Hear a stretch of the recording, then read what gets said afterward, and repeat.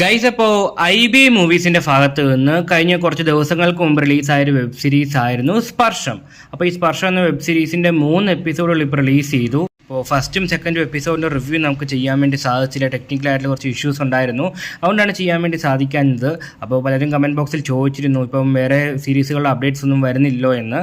അപ്പോൾ നമുക്ക് ഏതായാലും സ്പർശം എന്ന വെബ് സീരീസിന്റെ 3 എപ്പിസോഡിന്റെയും റിവ്യൂയിലേക്ക് കടക്കാം.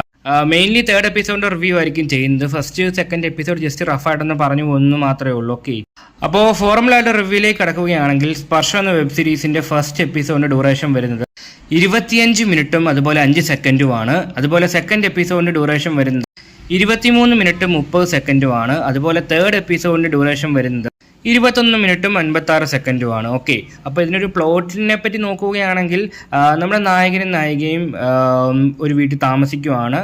കല്യാണം കഴിഞ്ഞിട്ടൊന്നും ഒരുപാട് കാലമായില്ലെന്ന് തോന്നുന്നു. യുവദമ്പതികളാണ്. അപ്പോൾ അവർ ഹാപ്പി ആയിട്ട് പൊയ്ക്കൊണ്ടിരിക്കുന്ന ഒരു സാഹചര്യത്തിൽ പെട്ടെന്ന് ഒരു ഗസ്റ്റ് വീട്ടിലേക്ക് വരുവാണ്. അപ്പോൾ എന്തൊക്കെ ഇഷ്യൂസൊക്കെ ഉണ്ടായിട്ട് ഏതോ ഒരു അങ്കിളുടെ മകനാണ് വീട്ടിലേക്ക് വരുന്നത്.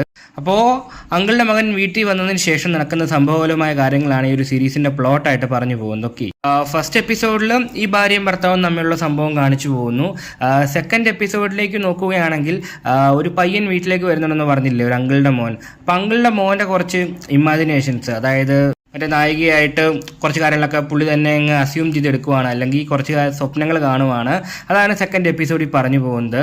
തേർഡ് എപ്പിസോഡിൽ ഫസ്റ്റ് എപ്പിസോഡിലെ പോലെ തന്നെ നമ്മുടെ നായകനും നായികയായിട്ടുള്ള ഒരു സംഭവമാണ് കാണിച്ചു പോകുന്നത്. ഓക്കെ, പിന്നെ ഫോർത്ത് എപ്പിസോഡിൽ ഒരു പ്രോമോ കാണിക്കുന്നുണ്ട് ലാസ്റ്റ്. അതായത് ഈ സ്വപ്നമൊക്കെ മാറ്റി വെച്ച് യാഥാർത്ഥ്യത്തിൽ നമ്മുടെ വീട്ടിലെ ഗസ്റ്റായിട്ട് വന്ന പയ്യൻ നമ്മുടെ നായികനെ അങ്ങ് കീച്ചാൻ വേണ്ടി പോവുകയാണ്. ഓക്കെ, ഇപ്പോൾ പ്രോമോ തന്നെ വേറെ ലെവലാണ് ഫോർത്ത് എപ്പിസോഡിൻ്റെ. എനിക്ക് തോന്നുന്നു ഫസ്റ്റ് സെക്കൻഡ് തേർഡ് എപ്പിസോഡിനേക്കാളും ഏറ്റവും കിടുവാകുന്നത് ഫോർത്ത് എപ്പിസോഡ് ആയിരിക്കുമെന്നാണ്. പിന്നെ ഈ ഇറങ്ങിയ 3 എപ്പിസോഡിൽ ഏറ്റവും കിടുവ് ഏതാണെന്ന് ചോദിച്ചു കഴിഞ്ഞാൽ ഓഫ് കോഴ്സ് പറയാൻ വേണ്ടി സാധിക്കും സെക്കൻഡ് എപ്പിസോഡാണ്. അതിനകത്താണ് കാര്യങ്ങളൊക്കെ ഡീറ്റെയിൽ ആയിട്ട് ഒന്നുകൂടി കാണിച്ചു പോകുന്നത്, അല്ലെങ്കിൽ സംഭവങ്ങളൊക്കെ ഒന്നുകൂടി കിടുവായിട്ട് എടുത്തിരിക്കുന്നത്. ഓക്കെ, ബാക്കി 2 എപ്പിസോഡ് മോശമാണെന്നല്ല, കമ്പാരിറ്റീവ്ലി കുറച്ചുകൂടി നന്നായിട്ട് നിൽക്കുന്നത് സെക്കൻഡ് എപ്പിസോഡാണെന്നാണ് പറഞ്ഞത്. ഓക്കെ, പിന്നെ ടെക്നിക്കൽ സൈഡൊക്കെ അടിപൊളിയായിരുന്നു. എഡിറ്റിംഗ് ആണെങ്കിലും കട്ട്സ് ആണെങ്കിലും ഒക്കെ നോക്കി കണ്ടുമാണ് ചെയ്തിരിക്കുന്നത്. പിന്നെ നല്ലൊക്കെ സ്റ്റോറി ബിൽഡ് ചെയ്ത് കൊണ്ടുവന്നതിന് ശേഷമാണ് സംഭവത്തിലേക്ക് കടക്കുന്നത്. അല്ല നേരെ കളി സംഭവങ്ങൾ അങ്ങനെ രീതിയിലേക്ക് പോകുമല്ല. ഓക്കെ, എല്ലാം ഡീറ്റെയിൽ ആയിട്ട് കാണിച്ചു പോകുന്നുണ്ട്. അതായത് ഇപ്പോൾ ഇവരുടെ ഒരു ജീവിത സാഹചര്യം, ഇപ്പോൾ ഇവരിങ്ങനെയാണ് ജീവിക്കുന്നത്, ഇപ്പോൾ എന്ത് സാഹചര്യത്തിലാണ് നമ്മുടെ ഓരോ വകയിൽ അങ്കിളുടെ മകൻ വീട്ടിലേക്ക് ഗസ്റ്റായിട്ട് വരുന്നത്, അപ്പോൾ ഗസ്റ്റായിട്ട് വന്നതിന് ശേഷം അവർക്കുണ്ടാകുന്ന ഫീലിങ്സ് എന്തൊക്കെയാണ് എന്നീ കാര്യങ്ങൾ ഡീറ്റെയിൽ ആയിട്ട് പറഞ്ഞു പോയതിന് ശേഷമാണ് സംഭവങ്ങളൊക്കെ എടുത്തിരിക്കുന്നത്. അത് വളരെ ഒരു പോസിറ്റീവ് ഫാക്ടറായിട്ട് തന്നെ തോന്നി. പിന്നെ ഡബ്ബിങ് ആൻഡ് ഡയലോഗ്സ് അടിപൊളിയായിരുന്നു. ലിപ്സിംഗ് കൊടുത്ത് നല്ല പ്രോപ്പറായിട്ടാണ് കൊടുത്തിരിക്കുന്നത്. ഇൻ കേസ് നായികയ്ക്ക് മലയാളം അറിയത്തില്ല എന്ന് നമുക്ക് കാണുമ്പോൾ തന്നെ അറിയാമെങ്കിൽ കൂടിയും ഒരു പരിധിവരെ നല്ല രീതിയിൽ തന്നെ ഡബ്ബിങ് ചെയ്തിട്ടുണ്ട്. എക്സ്പെഷ്യലി ലിപ്സിങ്ങും കാര്യങ്ങളൊക്കെ ആണെങ്കിലും സൂപ്പർബായിരുന്നു. ഡയലോഗ്സ് ഒക്കെ കാണുന്ന പ്രേക്ഷകനെ ഒന്ന് കിക്കാക്കുന്ന രീതിയിലാണ് ഡയലോഗ്സും കാര്യങ്ങളൊക്കെ കൊടുത്തിരിക്കുന്നത്. അത്യാവശ്യം കുത്തിക്കൊള്ളിച്ചൊക്കെ രീതിയിലാണ് പോയിരിക്കുന്നത്.